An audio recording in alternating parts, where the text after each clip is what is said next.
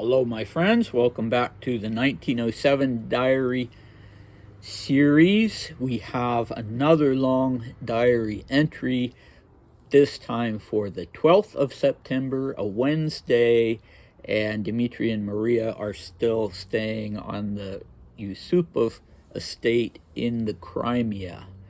Okay, so today we get an interesting comparison between the children of Aunt Minnie and Uncle George on the one hand and the children of Aunt Alex and Uncle Nicky on the other.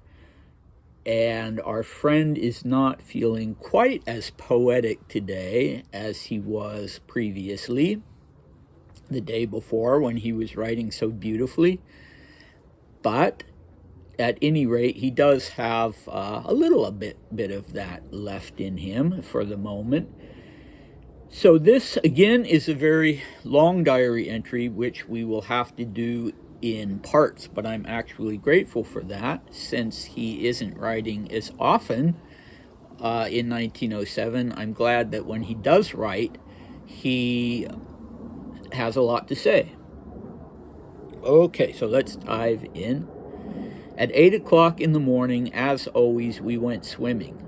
I didn't manage to study because we had to go to Harax in order to go to the Oreanda church with Aunt Minnie and Uncle George. Ah, how exquisite that church is. The interior is all mosaics, and it has such a calming light from the yellow glass.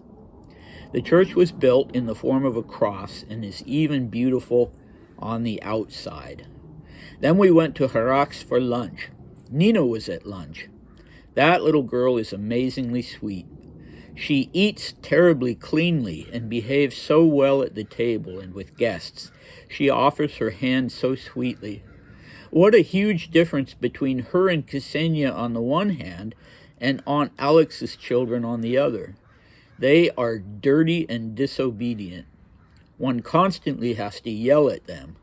They can barely put anything on their plates themselves.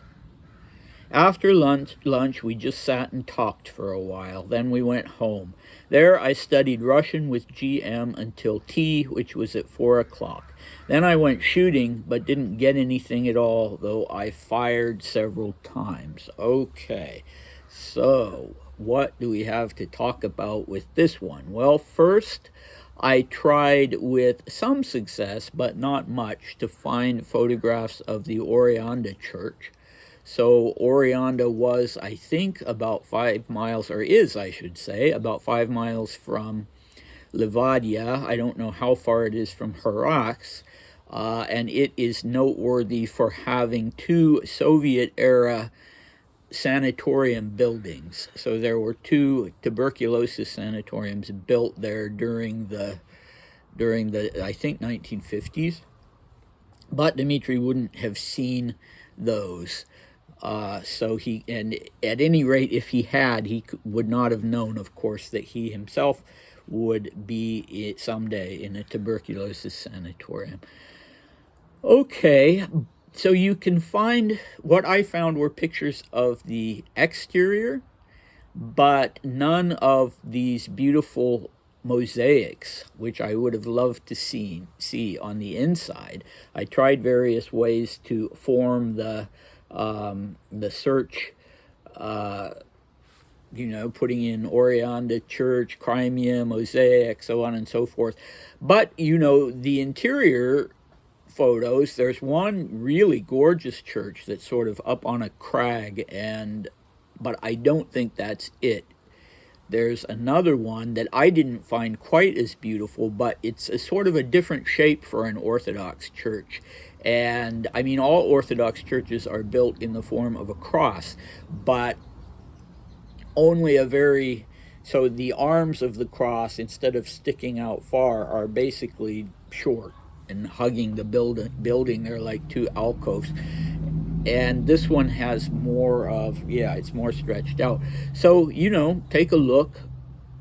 If you put in Oreanda Church, Crimea, you'll at least be able to see the exteriors. And I think it's The unusually shaped one is the one that Dimitri is talking about. But as I said, I couldn't find anything about the mosaics. I've only seen one Orthodox church myself, or been inside one Orthodox church myself, that is mosaics rather than painted icons, and that actually is the Greek Orthodox Church in Seattle, and I think it was built itself like in the 50s or 60s, and it's just not, yeah, it's just not appealing. So anybody who that's your home parish who's watching this, you'll have to forgive me for that. But mosaics can be so beautiful if they're well done. But yeah, I don't particularly care for the ones at, I think it's St. Dimitri's in Seattle. Anyway, he also talks about the calming light from the yellow glass. So apparently there are, yeah, yellow glass windows that the light is streaming through and producing a beautiful effect. And as usual, Dimitri is sensitive to those things, and you will see that as a point of continuity in the diary entries overall, including the adult diary entries, that he is typically very appreciative of beauty. He likes to go and visit churches, not, necessarily for the services, and not even necessarily Orthodox churches, but for, whatever noteworthy things of beauty are in any given church. Okay, so then we have this reference to to Nina. So Nina was the older of the two girls. Ksenia was the younger, and apparently they weren't always presented to Dimitri and Maria when Dimitri and Maria were spending time with their aunt. Apparently Nina wasn't always involved with that. So she was still quite little. She was 6 years old. And I've heard so much about Nina because of my relationship with her grandson, or no, not her grandson, her son, who was David Chavchavadze, who was my mentor and my friend. And I was in daily contact with him for about 10 years when he was mentoring me as a translator. And of course, he talked about his mother and told me lots of interesting stories about her. And David would have just been so happy with these diary entries that, as I think I said once before, it's kind of bittersweet for me reading these, and knowing that I didn't get them until it was too late to share them with him. And I think I mentioned before that he talked about Harax so much, and that he'd been able to visit it himself, even though it was, I think, during the late Soviet period. But anyway, Dimitri in a diary entry in the past, also raved about how well behaved Nina was. And as you know from these diary entries, he does not like disorderly people, and especially he doesn't like disorderly children.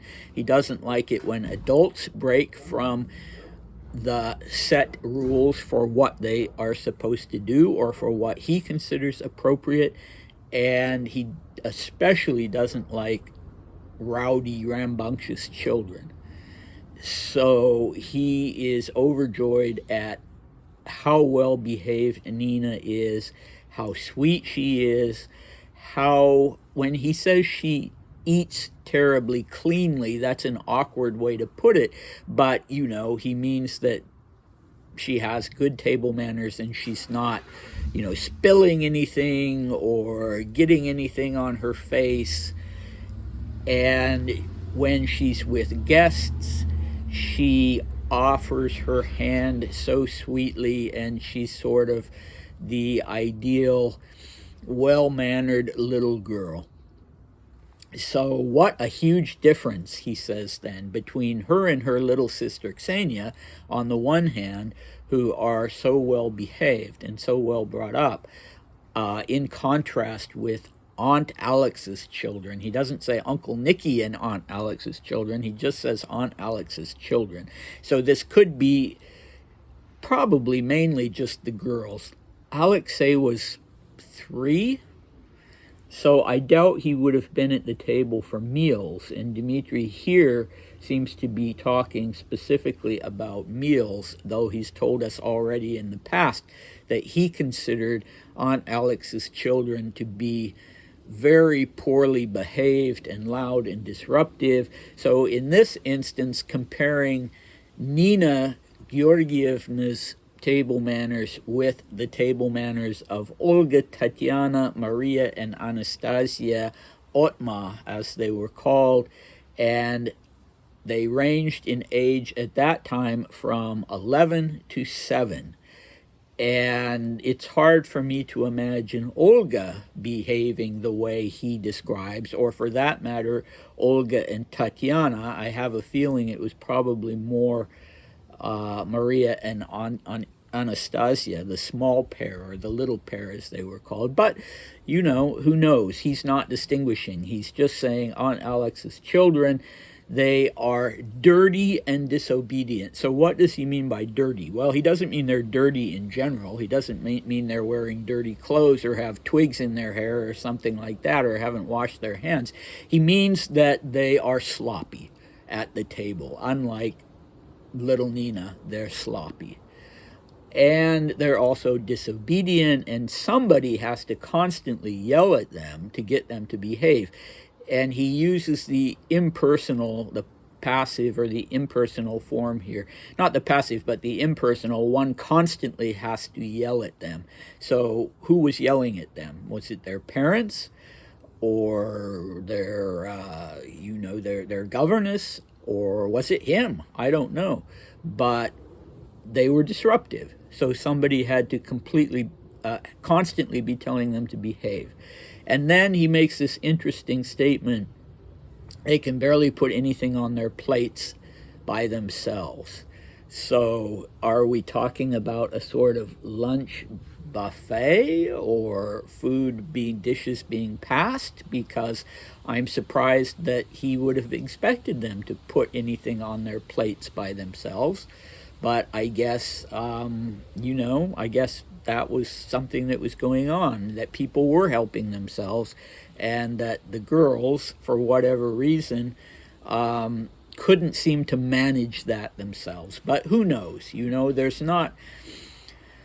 Yeah, it's really hard to say, because Dmitri is so sort of exceptionally fussy about these things. And because, there may be a certain amount of jealousy or resentment on his part with Nicholas and Alexandra's children, and with the fact that they had their own children, and that he wasn't their boy, he wasn't their son, and, he saw that they had a warm family life. So maybe that really bothered him, and maybe he directed that at the girls a little bit. But it's interesting, that he ties it directly to Aunt Alex. And I can remember reading in the Fabritsky memoirs about how, the children didn't listen to her. Or maybe it wasn't the Fabritsky memoirs. Maybe it was this testimony very lengthy testimony given to the White Russian authorities when they went in and took, Tobolsk? So the first place where Nicholas and Alexandra had been in captivity, and the head of the guard there had been quite sympathetic to them and had really liked Nicholas, and he liked the kids, he liked the children, he wasn't complaining about them like Dmitri was, but he did say that they didn't listen to their mother. They listened to their father, not to their mother. And so maybe Dmitri was perceiving Alex as being a negligent mother in that respect. So I don't know. I have also what David said that his mother told him about the girls. So Nina was actually about the same age as Anastasia. I think there was less than a year between them, and she was a playmate, naturally a playmate of the girls, whether they visited her and her little sister at their home or whether she went to Tsarskaya Selo to play with them.